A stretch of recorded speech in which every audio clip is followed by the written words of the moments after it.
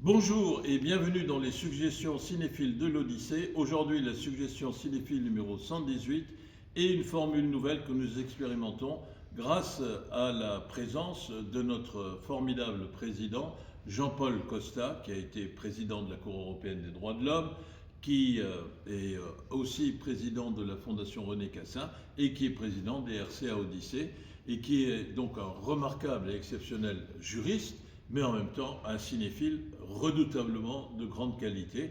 Bonjour Jean-Paul, Bonjour merci. Paul. Et avec toi, je suis très heureux d'expérimenter cette nouvelle formule. Mais pour commencer, comme d'habitude, premièrement, prenez bien soin de vous, respectez les règles de sécurité sanitaire. Deuxièmement, exercez votre vigilance démocratique pour ne pas être abéti ou transformé en esclave consentant et infantilisé. Et enfin, pratiquez la proximité cinéphilique en venant, je l'espère, dans votre cinéma préféré où jusqu'au 27 octobre est à l'affiche le film 12 hommes en colère de Sidney Lumet qui date de 1957 et qui est un film remarquable. Juste avant de donner immédiatement la parole à Jean-Paul, Sidney Lumet, c'est son premier film de long métrage, mais il est déjà un réalisateur éprouvé de séries télévisées aux États-Unis. C'est à la télé déjà qu'a été adaptée une pièce de théâtre écrite par Reginald Rose et cette adaptation pour la télé, le petit écran, a permis un script qui était solide et qui a été réutilisé par Sidney Lumet avec l'aide de Reginald Rose qui était aussi dans la coécriture du scénario. Alors, cher Jean-Paul, à toi la parole. Merci. Ça arrive. Merci. Merci Farouk de m'avoir invité. Je suis ravi de pouvoir présenter avec toi ce film que j'ai déjà vu plusieurs fois et qui est un film qui a marqué l'histoire du cinéma pour plusieurs raisons. D'abord, comme tu l'as rappelé, c'est le premier film de Sidney Lumet pour le cinéma et ensuite il va faire une longue carrière. Il est mort d'ailleurs assez âgé, mais il a fait beaucoup de films dont beaucoup d'ailleurs s'intéresse au monde judiciaire et au fonctionnement du... Le Verdict, par exemple, avec Paul Newman. Sœur Picot, etc. Et pourquoi 12 hommes en colère? Eh bien parce que dans le système des États-Unis, dans le système juridique américain, les procès criminels, les procès pénaux les plus graves, sont tranchés essentiellement par un jury populaire de 12 personnes. 12 personnes tirées au sort. Le magistrat professionnel, président du tribunal, joue un rôle important, mais beaucoup plus secondaire qu'en France. Il ne siège pas avec le jury, il explique simplement au jury avant que les jurés commencent à délibérer quel est l'enjeu. Et ici, dans ce film, l'enjeu il est très simple. Ou bien l'accusé est considéré par le jury comme coupable et il encourt la peine de mort, ou bien il est considéré comme non coupable, il sera acquitté. Donc c'est vraiment très important. Et il faut qu'il y ait l'unanimité des 12 jurés. Absolument. Dans la plupart des États des États-Unis, parce que le système pénal des États-Unis, pays fédéral, varie suivant les États, mais dans la grande majorité des États, il faut l'unanimité des 12 jurés. Il suffit qu'un seul ne soit pas d'accord pour qu'on ne puisse pas décider. Et c'est le ressort dramatique le plus important de ce film. Alors j'ajoute que, puisqu'on parle du système fédéral américain, la peine de mort, par exemple, est légale dans à peu près 2 tiers des États des États-Unis, un peu moins des 2 tiers, entre la moitié des 2 tiers, et dans d'autres États, elle est hors la loi. Mais les abolitionnistes, dont je suis à titre personnel, espèrent que peu à peu, l'ensemble des États, des 50 États des États-Unis, auront aboli la peine de mort dans leur arsenal législatif. Merci Jean-Paul. Alors juste pour dire, les jurés, parce qu'aujourd'hui il y a toujours des esprits chagrins, et je m'excuse Jean-Paul, mais surtout en France, où on pinaille, on coupe les cheveux en 4, et tu me permettras en tant que dégarni capillaire, je parle de moi, d'être pas tellement favorable au fait de couper les cheveux en 4. Et ils diront que y a les 12 jurés, certes, mais c'est que des hommes, Eh bien, le film a été réalisé en 1956-57, il sort en 57, et tout film est tributaire du contexte de l'époque de sa réalisation et de sa production. Alors bien sûr, à vos caméras, tous les critiques chagrins, eh bien, faites un film avec 12 femmes jurées, ça serait rétablir la justice, bien sûr. La deuxième chose, je crois que le film est aussi très intéressant parce que il montre, enfin il y a une problématique il me semble qui est intéressante, c'est-à-dire que la justice, elle est faite par des hommes, ce n'est pas des fourmis ou des êtres extraterrestres qui viennent vers la justice, mais l'être humain est confronté au défi de se surpasser soi-même, c'est-à-dire de dépasser le plan de la subjectivité pour aller vers un plan de l'objectivité éthique. Et c'est la raison pour laquelle, au fond, l'argument principal qui fait fonctionner le film, c'est qu'à partir du moment où il y a un doute raisonnable, eh bien, et que la personne qui a ce doute raisonnable, elle s'entête à émettre ce doute raisonnable, eh bien, est-ce qu'elle va convaincre les autres ou pas? Qu'est-ce que tu en penses? Alors, avant de dire ce que j'en pense, je vais rappeler quand même le système français. Dans le système français, on a adopté le jury populaire au moment de la Révolution française, précisément pour imiter les États-Unis et l'Angleterre. Les États-Unis avaient introduit ce système dans la Constitution américaine juste avant la Révolution française. En France, le système est différent. Il y a dans le jury 3 magistrats professionnels, dont le président de la cour d'assises, et 9 jurés. Et pour obtenir le verdict, il faut une majorité de 8 sur 12. Donc, si les 3 magistrats, par exemple, sont d'accord sur une même position, il leur suffit de convaincre 5 des 9 jurés pour obtenir le résultat souhaité. Deuxièmement, ce que je voulais dire aussi, c'est qu'en France, le système de preuve pour déclarer quelqu'un coupable est ce qu'on appelle l'intime conviction. C'est-à-dire qu'il faut que les juges qui tranchent, les magistrats, les jurés, dans tous les procès, aient l'intime conviction que le prévenu est coupable ou non coupable. Aux États-Unis, et dans la plupart des États là encore, la règle de preuve, c'est beyond reasonable doubt. C'est-à-dire que si on va au-delà de tout doute raisonnable, eh bien, on a la preuve recherchée de la culpabilité ou de la non-culpabilité du prévenu.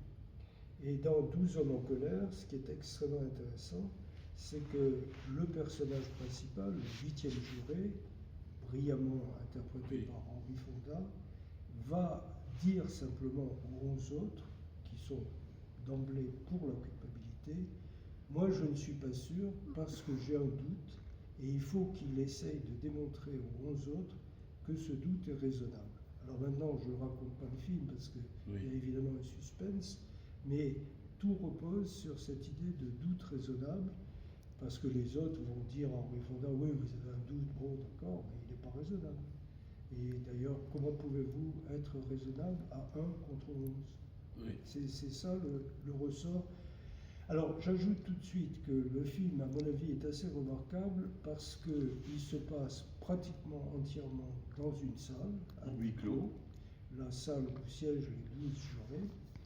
Et grâce à la mise en scène, grâce à des mouvements de caméra, grâce à l'accent mis peu à peu sur la psychologie des personnages, Sidney Lumet va arriver à intéresser le spectateur comme si c'était un film, un grand spectacle, ou au moins un film tourné à l'extérieur.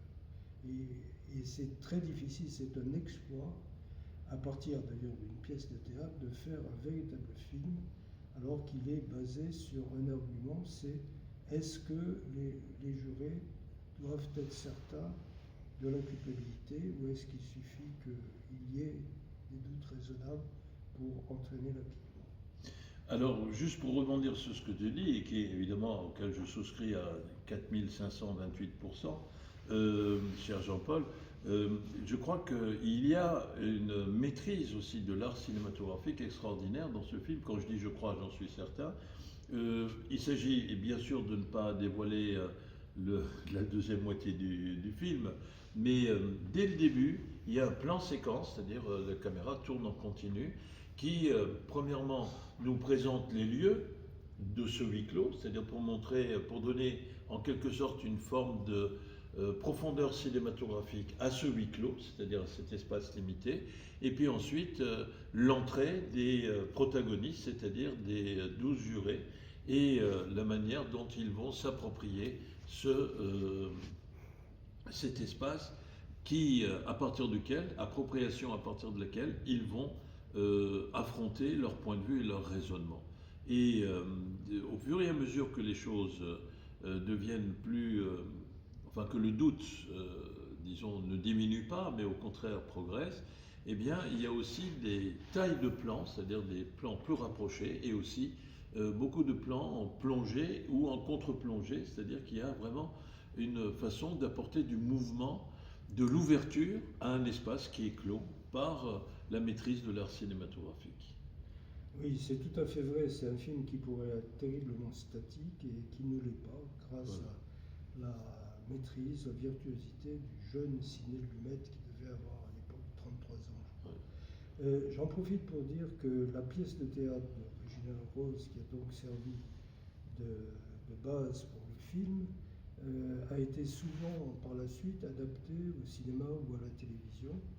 Et il y a un remake en quelque sorte de 12 hommes en colère que nous avons passé à l'Odyssée il y a quelques années, qui est un film russe, mis en scène par Mikhalkov, et qui s'appelle, dont le titre anglais est 12, 12 jurés. Et là, ça se passe non pas dans une salle de tribunal, mais dans un gymnase, mais c'est aussi un lieu clos, et il y a les mêmes ressorts cinématographiques et techniques que dans 12 hommes en colère. Parce que évidemment, l'URSS s'est effondré, qu'il y a des problèmes et qu'on est dans un État qui est en train qui est face à une situation de décrépitude et qui va avoir à reconstruire. Mais la reconstruction se fait par aussi les prises de position individuelles. C'est ça que dit ce beau film de Mikhalkov, qui joue d'ailleurs le rôle du président du jury. Pas celui qui doute, hein, mais en même temps avec les malices propres à Mikhalkov. Oui. Alors, justement, deux mots sur l'enjeu du procès et sur les ressorts psychologiques et sociologiques. Dans 12 hommes en colère, il s'agit d'un jeune homme noir accusé de parricide, c'est-à-dire d'avoir tué son père. Donc un crime particulièrement odieux qui entraîne a priori l'antipathie. C'est le père qui parle ou c'est le citoyen juriste qui parle? Non, les deux. Voilà. Les deux. Et donc il y a aussi un contexte, les 12 jurés dans le film, si je me souviens bien, mais tu me contrediras, sont tous blancs, de couleur blanche. Et dans le 12 de Mikhalkov, le jeune accusé est un Tchétchène en pleine guerre de Tchétchénie, dans le premier conflit tchétchène. Et donc Mikhalkov, avec une certaine rouerie, a transposé les éléments psychologiques, sociologiques, raciaux qu'il y avait déjà dans 12 hommes en colère. Alors, ce qui est intéressant aussi dans le film 12 hommes en colère, mais qu'on retrouve aussi dans le film 12 que tu as évoqué, c'est que dans l'argumentation au fond, c'est un film très cartésien, je doute, donc je suis un citoyen démocrate américain, je veux dire, du système démocratique américain judiciaire. Le doute va s'exprimer de deux façons, avec deux argumentations. Une première argumentation qui est directe, qui conteste la présentation faite par l'accusation, bien. Et puis, une deuxième chose un peu plus indirecte, et là, il y a un acteur aussi, tu as cité Henry Fonda, qui est superbe, évidemment, mais ils le sont tous, d'ailleurs, tous ces acteurs. Il y a Lee J. Cobb, pardon, merci, qui joue celui qui est le plus entêté, et qui le joue, mais qui a un problème personnel avec son fils, précisément. Et donc, on dit aussi que s'il y a un point de vue, c'est parce que les gens, d'une certaine manière, même s'ils ne s'en rendent pas compte, de façon inconsciente, mais réelle, impliquent ou s'impliquent à travers leurs propres soucis, leurs propres préoccupations, leurs propres problèmes. Et ça, c'est quand même très fort, non? Oui, c'est très fort. Et puis il faut rappeler un élément qui est fondamental sur le plan juridique et qui existe dans la plupart des systèmes juridiques, en tout cas des pays occidentaux tels que l'Angleterre, les États-Unis, la France et bien d'autres, c'est la présomption d'innocence. La présomption d'innocence, elle est affirmée notamment dans la Déclaration des droits de l'homme et du citoyen en France en 1789. C'est l'idée que toute personne accusée a le droit de se défendre, bien sûr, y compris le droit à un jury dans certains pays, mais surtout, fondamentalement, il est présumé innocent, sauf s'il est apporté la preuve par la mécanique judiciaire qu'il est coupable et qu'il est déclaré coupable. Et donc, il ne faut jamais oublier ça parce que ça heurte le bon sens.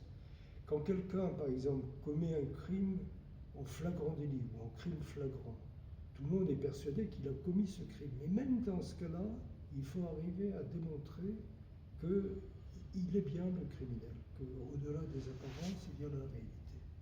Et dans 12 hommes en colère, c'est sur cette présomption d'innocence implicite, parce que Henri Fonda, qui d'ailleurs n'est pas un juriste, il est architecte, ne le clame pas sur les toits. Il faut arriver à rappeler qu'il ne suffit pas de penser que quelqu'un est coupable, il faut prouver qu'il l'est, parce que la présomption peut se détruire par la preuve contraire. Et encore à l'heure actuelle, en France par exemple, les médias utilisent l'expression le présumé coupable, ou le meurtrier présumé, ce qui est exactement l'inverse de la présomption d'innocence. Et malgré des grands efforts d'éducation, dans les facultés de droit, mais dans d'autres endroits, comme la Fondation René Cassin, il faut rappeler inlassablement que la présomption d'innocence, c'est un élément crucial de l'état de droit et de la démocratie, parce que sinon, ça ouvre la porte au lynchage, comme on le voit dans des westerns. Oui. Mais quelle est la bonne dénomination qu'il faudrait avoir? Donc si quelqu'un est, il faut dire, le présumé innocent, plutôt que le présumé coupable? Il faudrait dire le suspect. Oui, le suspect, d'accord. Alors, D'ailleurs, un certain nombre de journalistes, depuis quelques années, ont rectifié le tir. Ils disent la personne mise en cause ou la personne suspectée. Mais le présumé coupable, c'est... Oui, c'est déjà... oui, la messe est presque à moitié dite, quoi. Absolument. Voilà. Alors, ce qui est... sans absolution. Voilà. Mais toujours possibilité de confession, peut-être, en tout cas pour ceux qui auraient fait une erreur judiciaire. C'est aussi, bon, je ne vais pas faire un cours de droit, mais par exemple, l'aveu, dans la plupart des systèmes juridiques modernes, ne suffit pas à démontrer la culpabilité du prévenu, parce que les aveux peuvent être extorqués de force de différentes façons. Alors que jusqu'à la Révolution française, jusqu'à la Déclaration des droits de l'homme, l'aveu était un moyen de preuve capital. Et c'est pour ça qu'on torturait les gens. Il y avait la question ordinaire et la question extraordinaire pour les faire avouer. Oui. Ce que tu dis est très juste, je te remercie. Alors, dans ce que tu as dit qui est très juste, au fond, il y a plusieurs sous-entendus ou supposés qui en découlent. D'une part, c'est pas à l'innocent de démontrer son innocence, c'était l'accusation de démontrer le côté imparable de son argumentation accusatrice. Ça, c'est une chose. Et la deuxième présupposée, c'est que du point de vue de l'intérêt de la société, parce que la justice n'est pas un règlement de compte subjectif. Il y a un film qui vient de sortir sur l'Iran qui dit qu'au fond, si quelqu'un est condamné à mort, eh bien, il peut y avoir une possibilité de grâce. C'est une méthode que je n'approuve pas, moi, personnellement. Si la famille de la victime qui a été tuée, eh bien, accorde sa grâce. Mais ça, c'est la conception un peu islamiste, si tu veux. Je ne dis pas musulmane, mais islamiste des choses. Et donc, le présupposé, le deuxième, c'est que du point de vue des intérêts de fonctionnement de la société, il est moins dangereux de laisser un éventuel coupable en liberté que de condamner et d'éliminer un innocent. Alors, d'abord, une remarque sur le film lui-même. Il couvre la phase ultime du procès, puisque c'est le délibéré à huis clos des jurés. On ne voit pas du tout le procès lui-même, on ne voit pas la plaidoirie de l'avocat de la défense ou de l'avocat de la victime. victime ou du procureur. Le procureur requérant au nom de la société. Donc on est vraiment dans une situation où les jurés ont entendu ces plaidoiries, ces réquisitions, ils se sont forgés une conviction et ils doivent maintenant la traduire en décision collective, avec cette règle de l'unanimité qui est comme une sorte de droit de veto. Deuxièmement, ce que je voudrais dire pour prolonger ce que tu viens de dire, c'est que la grâce, par exemple, n'est en aucun cas une reconnaissance d'innocence. Et c'est la raison pour laquelle, pendant l'affaire Dreyfus, il a refusé, oui. Oui, et les partisans de Dreyfus, son frère, son avocat, tous les Dreyfusards, disaient ce qu'on ne veut pas, c'est la grâce. On ne veut pas de la grâce présidentielle, on veut la révision du procès. Le procès, de façon inique, 2 procès de suite, de façon inique, avait déclaré Dreyfus coupable de trahison. Ce que ses partisans et Dreyfus lui-même veulent, c'est qu'on reconnaisse que c'était faux et que c'était d'ailleurs basé sur des documents faux. Eh bien, écoute, cher Jean-Paul, comme d'habitude, toutes les interventions sont source premièrement de lumière et d'éclaircissement, et deuxièmement de profondeur pour éviter la superficialité. Alors, je vais te demander de réfléchir très rapidement pour dire le mot de la fin, parce que le temps avance.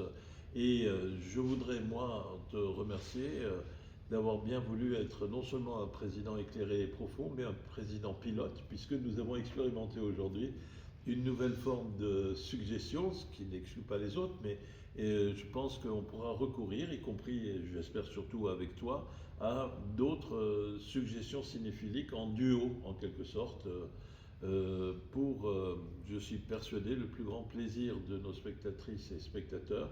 Et je te donne le soin, je te laisse le soin de dire le mot de la fin. Alors, 2 mots de la fin. D'abord, une plaisanterie. Il vaut mieux être un président pilote, un poisson pilote, comme Piranha. Oui. Et j'espère être plutôt dans la première catégorie.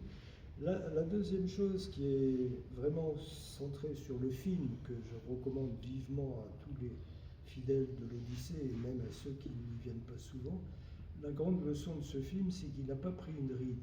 Il a plus de 60 ans, il est tourné en noir et blanc, il est bien sûr daté, mais le problème, le drame qui se joue entre ces 4 murs de ce huis clos, c'est un drame éternel.